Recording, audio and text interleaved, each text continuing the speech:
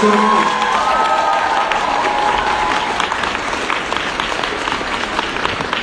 Have a seat. All right. Welcome These are comfy. These are comfortable. Yeah. This is nice. Sorry. Love the pants, by the way. Thank you. They were my grandmother's. Awesome. Recycling. I was thinking about your intro. It said that your acting credits include stuff like The Twilight Saga. Any fans? A Mortal Instrument movie. Two Harry Potter movies, technically. And Stranger Things, of course. So I had a question.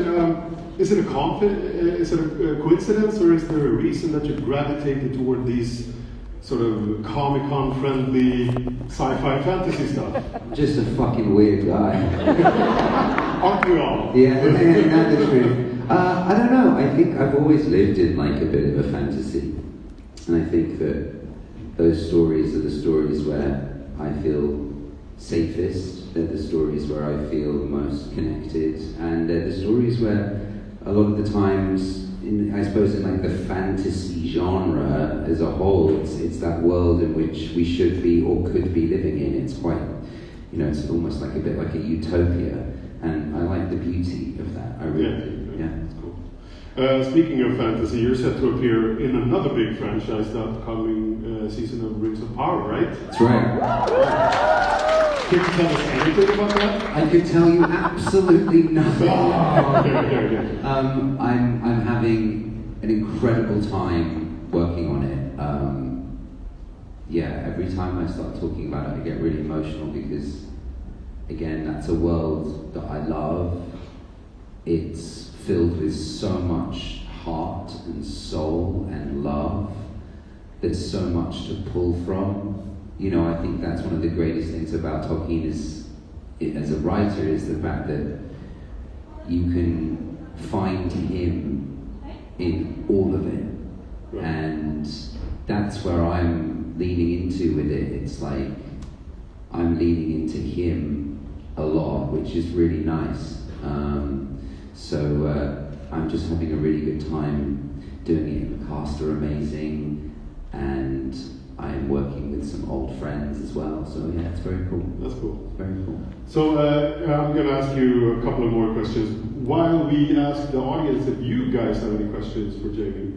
Do you? Anyone? Yeah. So over here, by the lovely lady to my right, your left, you can start to form a line, and then she will hand you a microphone to ask a question. So anyone wants to ask Jamie something, please form a line and get things going. And while they're doing that, can you say anything about the upcoming Stranger Things season, or is it a little of that too, or would you say? Can I tell you anything about the upcoming Stranger Things season? I can tell you that it's finally sort of like ramping up into go time. I came from Los Angeles yesterday, I landed, and I was in Los Angeles doing a bunch of sort of promo stuff for the show. So after kind of us like promising all the fans, being like, it's coming, we promise it's coming, it finally feels like it's actually coming. I can say that now with like a lot more conviction than I was saying before. I can just tell you that it's big, it's badder, it's more explosive than ever before. So yeah, that's what I can say. Looking forward to it. Yeah. All right. Let's get things going. I'm handing it over to the people. Hiya. So I want to say first of all, thank you earlier for your time, and I watched your speech at Dismas House and it made me cry as a former addict myself, so thank you for that. Thanks, Hells, I appreciate Thank that. you. And I wanted to ask, I would really like to get to music, but I'm shit scared, so sorry for the language. Any top tips?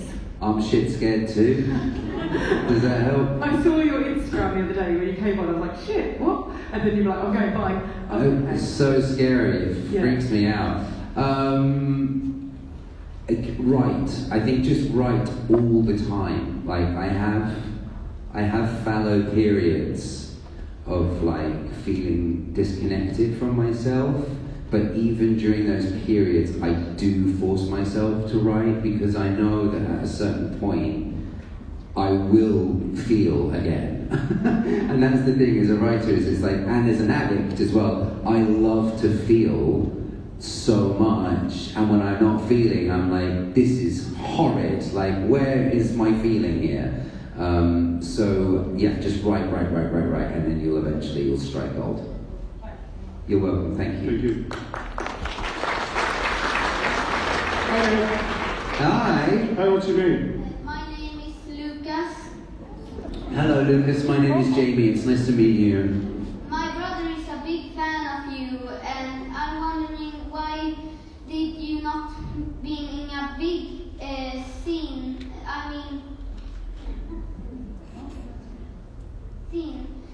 When you was in Harry Potter. I think you should be in a. I love that. Sorry, thank you. I think we need to get you to direct the next Harry Potter that I'm in.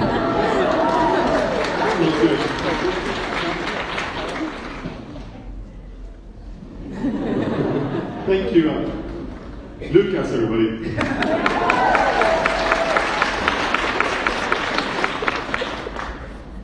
All right. Hi,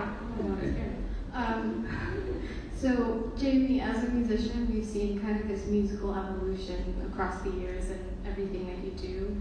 And in my opinion, also as a musician, I feel somehow that this aspect of your identity really shines through in your acting, almost as if it informs your performances, which I love. I also loved your cover of the Euclid, by the way. So it was really beautiful. So it got me wondering if you, as Jamie Campbell Bower, were ever to be a victim of Vecna, what's the song that would bring you back? Oh, he says like you knew you're saying. Like your version of running up the hill. Yeah. It would not be running up that hill. That would be the song that would take me to that. What about the Steve cover? As somebody who becomes wildly obsessed with music, and I'm the kind of guy that just like plays songs, you know, over and over and over again to death. The moment I find them, I'll spend like 3 weeks kind of in the same song. At the moment, yesterday, I'll tell you what it is. My mom hasn't texted me, that's good.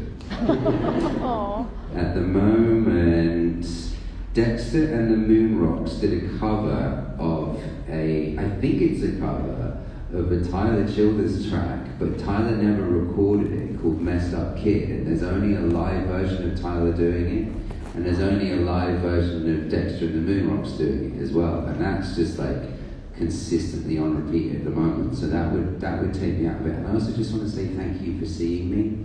What you said was really powerful and really beautiful and really struck a chord with me, so thank you for seeing me, that means a lot. Thanks.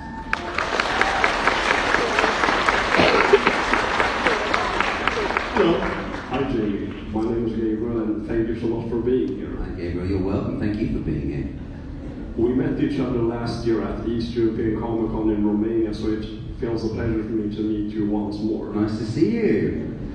My question that I wanted to ask you is a general question, like what made you want to become an actor, and why did you choose that path? And how will it look like if you choose like another career in your life? Well, there was a brief period of time when I was about 12 or 13 that I wanted to be a marine biologist. Yes, but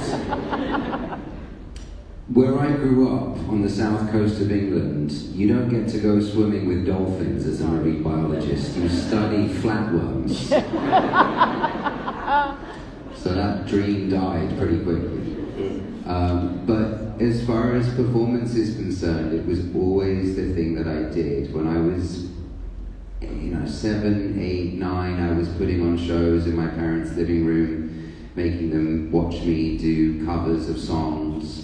When we moved out to the countryside, when I was about 9 or 10, I joined my local youth theatre. And then at 12, I joined National Youth Theatre and National Youth Music Theatre. I did a tour of a show called The Dreaming, written by Howard Goodall. So it was always in my blood, and I think that the reason I enjoyed it is it felt like it was the space to emote. It felt like it was the space I could exist. It felt like it was a space where I could be real and be seen as well. And it felt very safe. And I'll chase that kind of feeling until I'm blue in the face, for sure. So, yeah, love. I think just love has always been the reason for me. Yeah. Thank you. Hello, my name is Natalia. Hi. I have seen you in the Twilight. Which part of your and which part of acting is the difficult in that film? Ooh.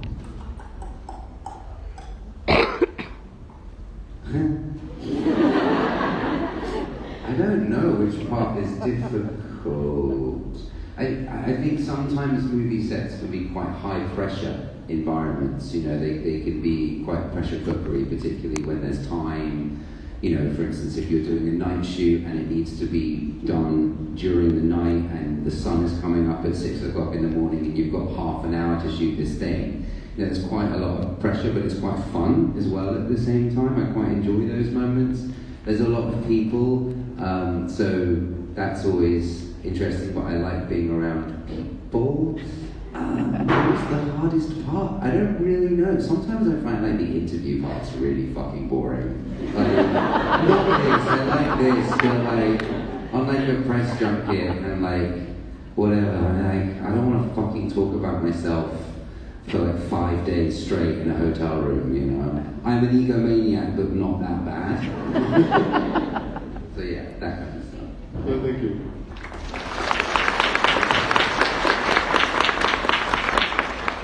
Hello, sir. My name is Sophie. Hi, Sophie.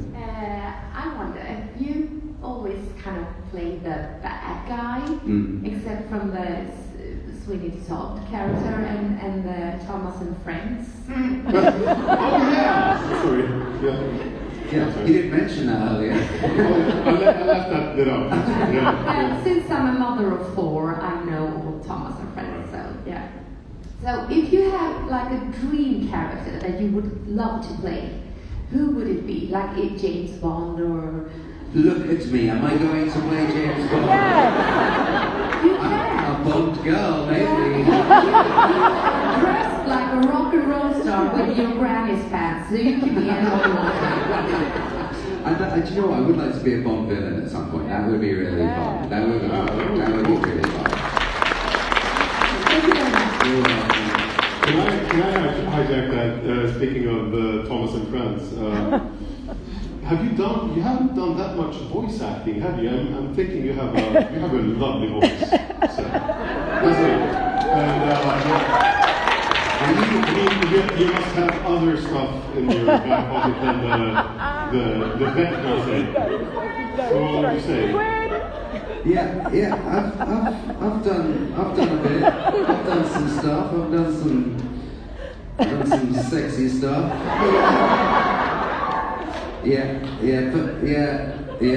Jesus. For those of you who don't know, Like me, I'm sorry. yeah, right. I recently did a thing for a company called Quinn Originals. And Quinn Originals is that's right, woo woo. I actually have a funny story about this. I was checking into for those of you who don't know, I'll catch you up in a second. I was checking into a hotel on Tuesday, and the receptionist goes, "Oh, Mr. Bauer, you know, I'm a really big fan of your work. You know, this film," she goes, "and I'm also a really big fan of your voice acting." It's like, girl, you do not need to tell me. That's really intimate.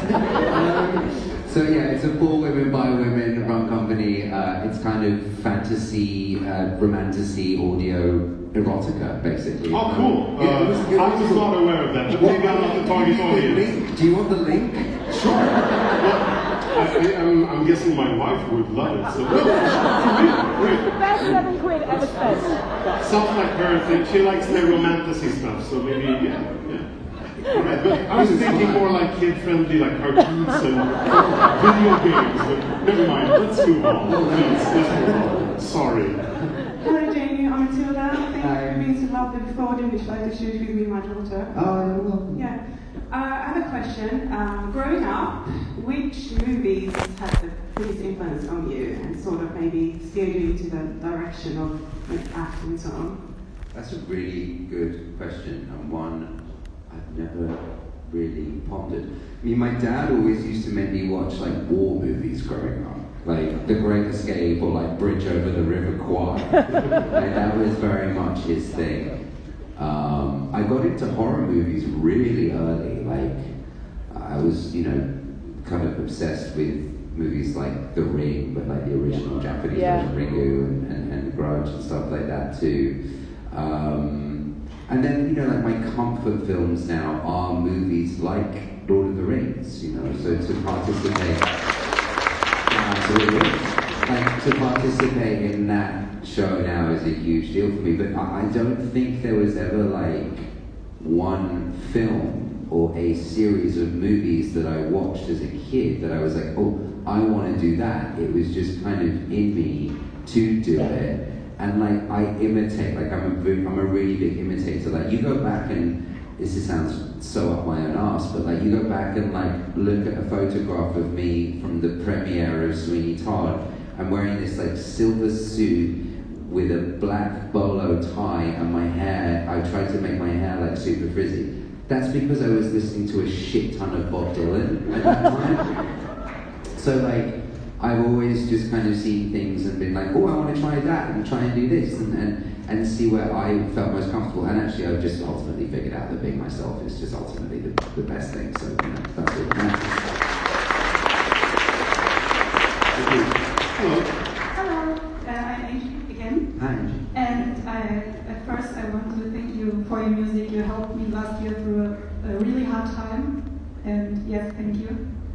And my question is, what do you think about you playing the Ghost Rider in the MCU? I think it's a perfect match. Oh, Ghost Rider. Ghost Rider. Yeah. I think cool. Isn't that the one Nick Cage did? Yeah. That's the one he did. And then, what's his name, who's Tommy right now in The Last of Us did the TV version. Oh, okay. Gabriel Luna. Gabriel Luna, thank you. Exactly. Yeah, You sported a good leather jacket, some chains. Would you ride a bike or a car, you think? Vespa. Curling Vespa. Really cool.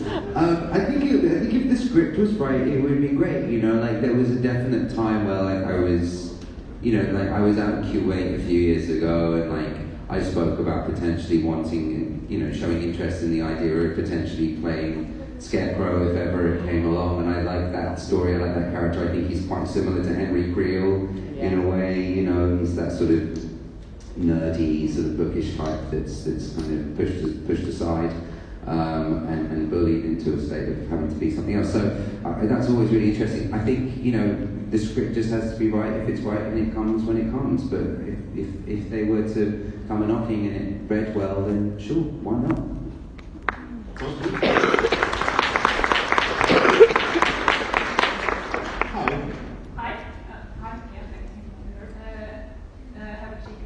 How has the response been to your participation in Queen on Queen? How has the response been to? Fiery. No, it's been good. Everyone's been really sweet. Everyone's been really everyone's just been really, really funny. It's been a good giggle. We've had a good laugh with it. It's been cute, naughty, funny, cheeky, silly, fun times.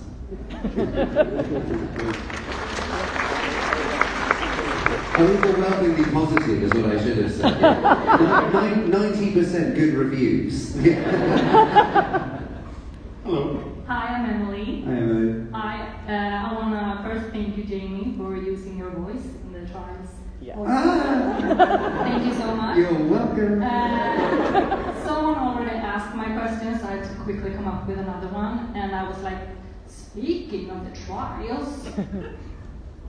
It's the audiobook. I'm sorry, all the kids who are here. And you. Is that something you would like to continue? Was that a one-time thing. A one-night stand. Yeah, we really had to like put it out there before we did it, just make sure that the groundwork was laid. You know what I mean? I would love to work with them again. I would love to work with them. Hi, Danny. Hi, what's your name? My name is Era. Hi, Era. I have 2 questions actually. Is that okay? That's fine with me. Oh, no, not fine with everyone else. One question and then back in line and then you can... Okay. Just take one, okay. So, about future work, would you be interested in like being in indie shows like Caspin Hotel or not the Amazing Digital Circus, like indie shows in the future? Indie shows? Yeah. Yeah, I think so. Again, like I think if the script is right for anything and I'm in the artistic space that I feel like I'm going to be able to serve the story, then 100%. I mean, I think the thing is what I've discovered in my older age is that like, as I move through life and as I go through these changes in my life and I become more whole and accepting of who I am naturally gravitating and gravitate towards the things that are fulfilling those things within me at that time. So my answer to that would be the same thing as my answer to, if, you know, would you do this, would you do that? If it was right and I was in the right artistic headspace, of course, 100%. Yeah. Thank you. Hi. Hello. Hello. My name is Isis, and I used to have a silly question. That's cool. Which one of all of your characters that you have played are your favorite? If you have to choose one, only one. If I had to choose only one, I like that. I like that you put that in at the end. So I was about to go all of them. Skiff from Thomas and Friends.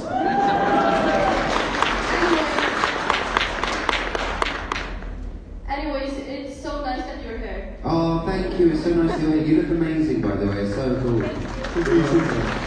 Hello. Hello, I am Daniel.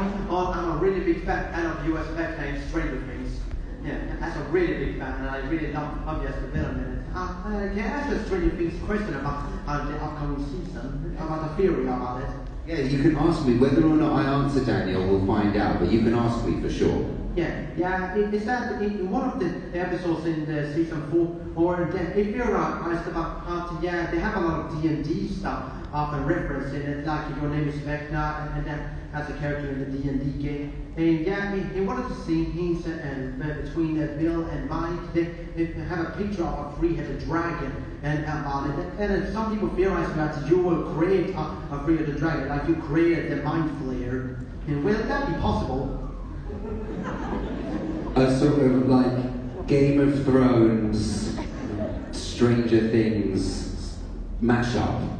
Yeah, like that. But it's a dragon with 3 heads. I love it. We should call Matt and Rostov for now and tell them. I love that idea, Daniel. I can't say anything about the upcoming season, and I can't theorize about the upcoming season, but what I can tell you is that it's awesome and that you're going to love it. And I think a lot of, you'll see everything. It'll be brilliant. Thank you.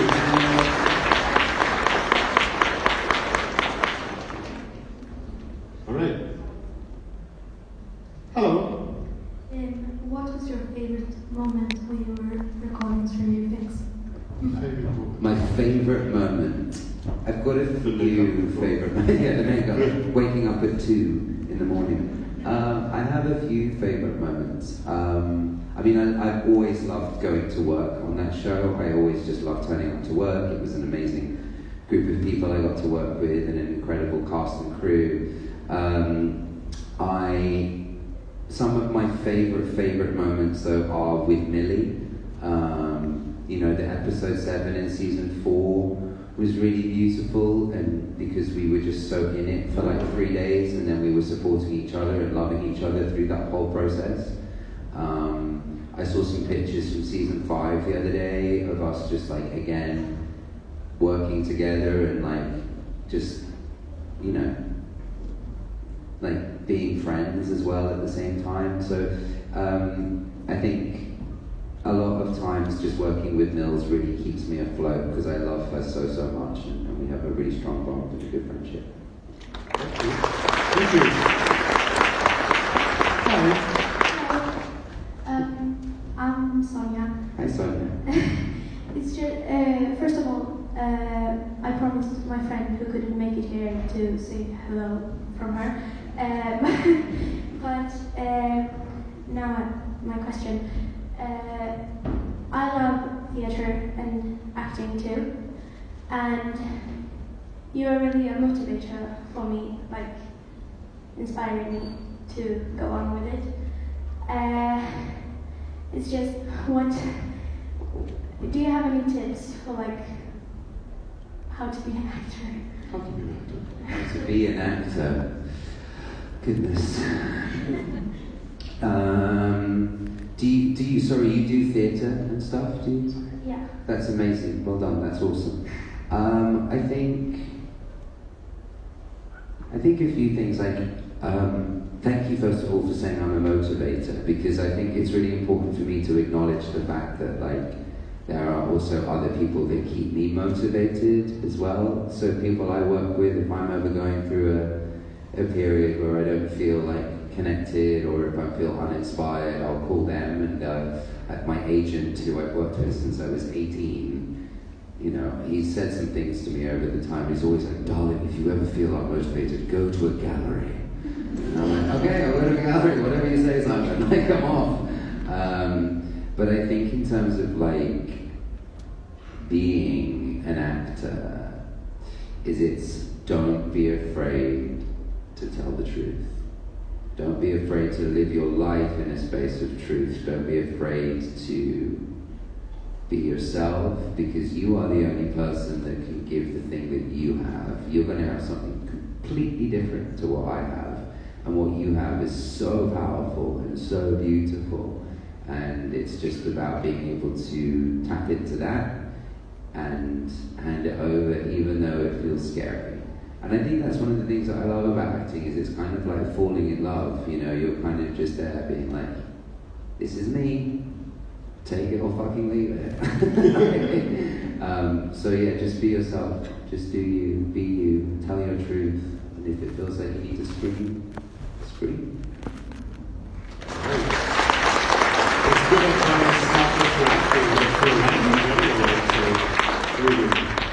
There are times I need to scream. Yeah. My question was, do you by any chance ship Byler? Do I ship Byler? Yeah. What's Byler? Mike and Will. Mike and Will. Sure, I ship it. Me too. Let's go. Yeah. Thank you. Oh, it's Kiki from the Academy. Oh, hello. Well, hello.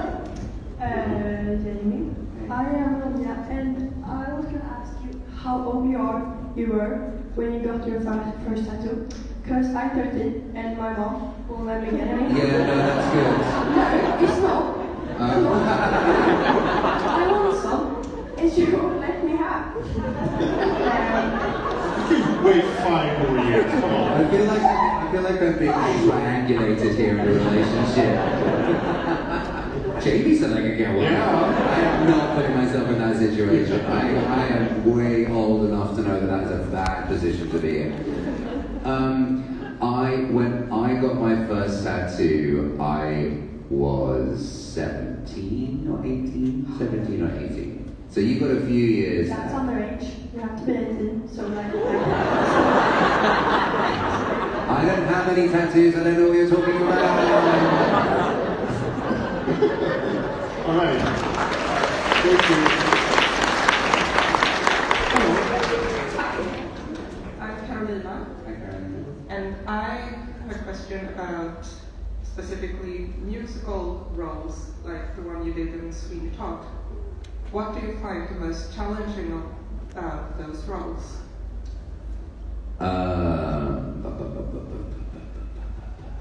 I mean, I still sing like a lot of musical theatre when I'm at home, you know, my voice is, I can still sing Joanna, I can still sing Joanna, but there are definitely certain musicals that I want to be able to sing. Like I love Dear Evan Hansen and I sing it all the time, but there's like definitely certain points in that musical that I like can't quite make the flip in the voice between my chest voice and my head voice. Like it's right on the edge.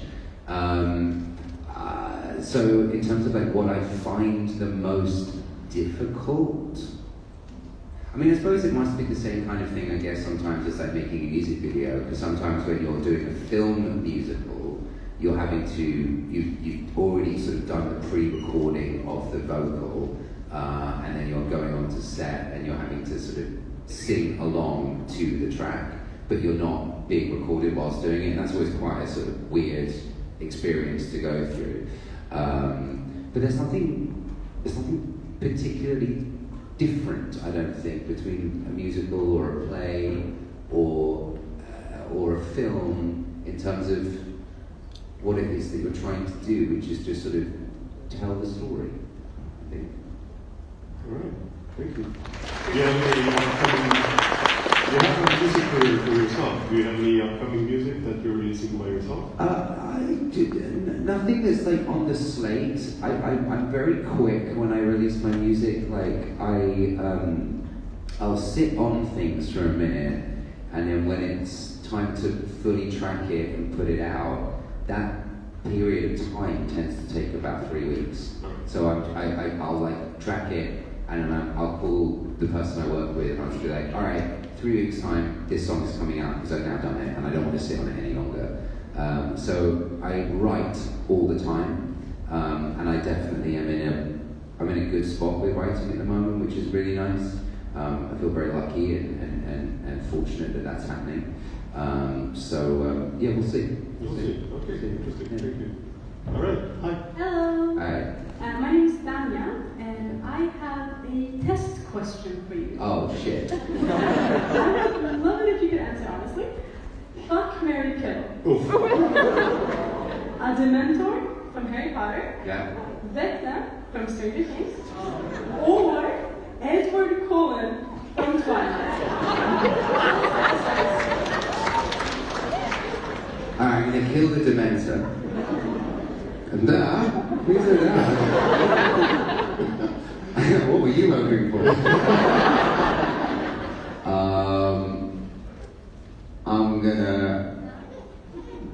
I'm gonna fuck Edward Cullen. He's down, that boy's fine. And I'm gonna marry Vecna because he's loyal as shit.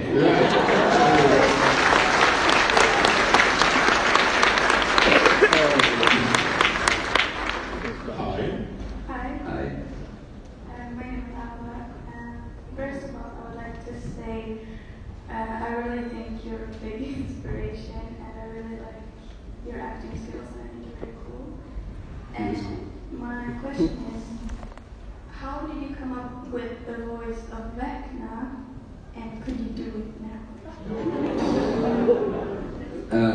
So I don't do the voice of Vecna in public, and I have decided not to do that because I don't love the idea of kind of being a sort of show puppet, if that makes sense, and kind of touring the voice of Vecna. That's just for me, because I've met Andy Serkis, who's amazing. He's got no, this is all to do with my own insecurities, by the way. That's the only place this is coming from.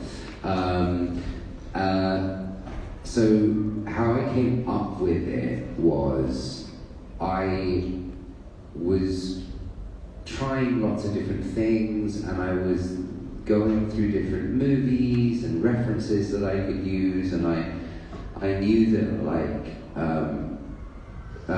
Nightmare on Elm Street was like a big reference for Matt and Rostoffer, so I was kind of floated into the Robert Englund world for a minute and the Freddy Krueger world for a minute, and it didn't really work for me. And then I went back to Doug Bradley, who played Pinhead in a film called Hellraiser. He did 3 of them. Yeah, absolutely. So it was Doug Bradley that really solidified it for me. It was Pinhead, and then I just had to relax and use my own voice. And I also smoke a lot of cigarettes, which I know isn't very cool here in Sweden. Sorry. All right, thank you. Hi guys. Hi, I'm Louise. First of all, I just want to say I love you so much, and if you could pick any movie to act in, like of all time, what movie would it be? Oh my gosh. Like an existing movie? Yeah. Any movie of all time to act in. The Great Escape, because then I'd be watching it with my dad when I was like 7. I'd be like, that's me.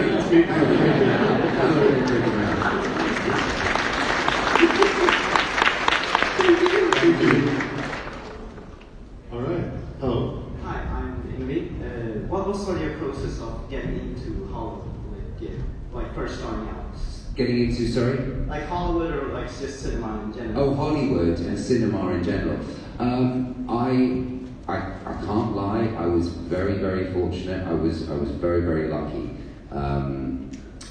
Like I said, I had done National Youth Theatre and National Youth Music Theatre. I grew up in a small town called Petersfield, so I did a thing called Petersfield Youth Theatre, and we had directors that would come and see our productions because our local youth theatre was quite good and quite well known. The school I went to as well was quite theatrical, so we used to have casting agents come to our school if they were looking, for instance, when they were looking for Harry Potter, they knew they wanted somebody British, so they were going around a lot of schools around the country. Obviously, I didn't get Harry Potter. And so when I was 17, I was looking at going to a drama school. I didn't know which drama school I wanted to go to. I was looking at Central, Lambda, RADA, and Mount View to do a musical theatre course. And I was introduced to an agent called Simon, and I went and had a meeting with Simon, and he said, what do you want to do? And I said, I'd like to do this, and this is where I'm thinking of going, and this is what I've done. And he said, fabulous. And he said, I will see you in 3 years' time. Once you've completed your university degree, I will come to your final show, and we will talk then. So, great, sounds good. Anyway, he called me the next week, and he said they are making a film called Sweeney Todd. Based on what you told me, I think it would be a really good idea for you to audition for it. They want you to sing, and they want you to act. And here are the sides. Go to this place at this time, and off you go. And I did that, and so I got my first job, and I haven't really looked back. I will say this though, I think it's very easy to glamorize any form of artistic career. I think from an outsider perspective, it always looks like a total uphill journey. It's just, you just go from here one day, and all of a sudden, you're here. It's not true. It's complete lies. That's total fabrication. Do not buy into that. Do not believe that. It's nonsense. Everybody, the internet would like you to believe that that's true, and it's not. What happens in a career, in any career, and in an art, probably more so than any other career, is you have huge highs followed by really, really, really low lows. And it's at those low points in your career that you start to think, all right, well, maybe this is a test. Maybe this is a test of, do I really, really, really want to do this? Is this something that I can force myself enough to be able to do to stick with it? Because I feel like around the corner there's going to be something beautiful happening. And I could sit here and I could tell you countless examples in my career where that's happened. I could tell you that with music, I could tell you that with acting too. There have been fallow periods of my career where I have not earned a dime, where I've had to go out there and hustle my ass off, put my entire effort into doing what it is that I do. So if you're thinking about a career in the arts, I would say this: do it for love, do it from your heart, do it because it just means something to you, and know that if you're chasing the thing that means something to you, the universe will respond.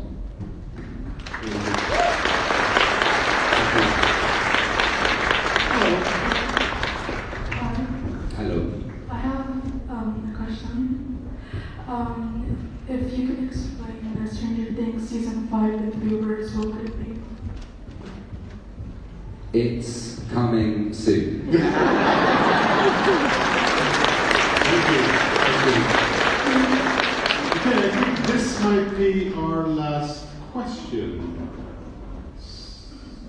So, hello. Hello.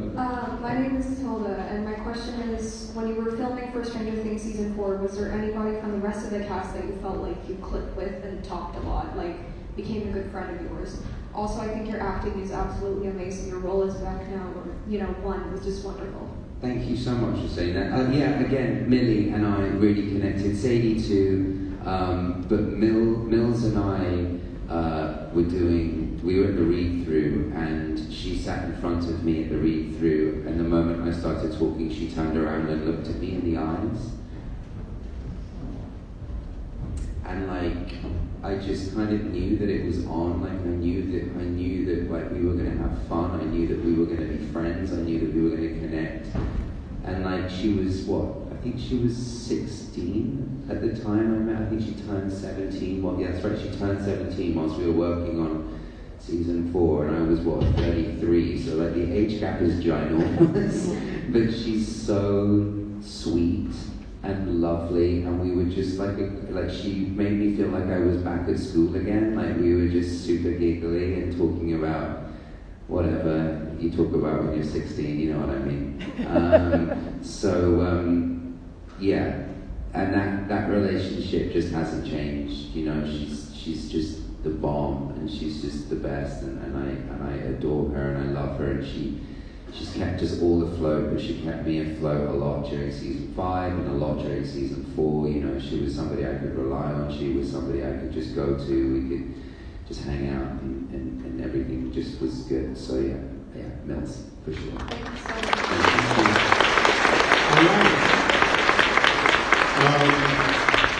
That's all the time we have. Thank you so much to everyone. Lovely questions, and thank you so much for your time, Jamie. Mr. Jamie Campbell.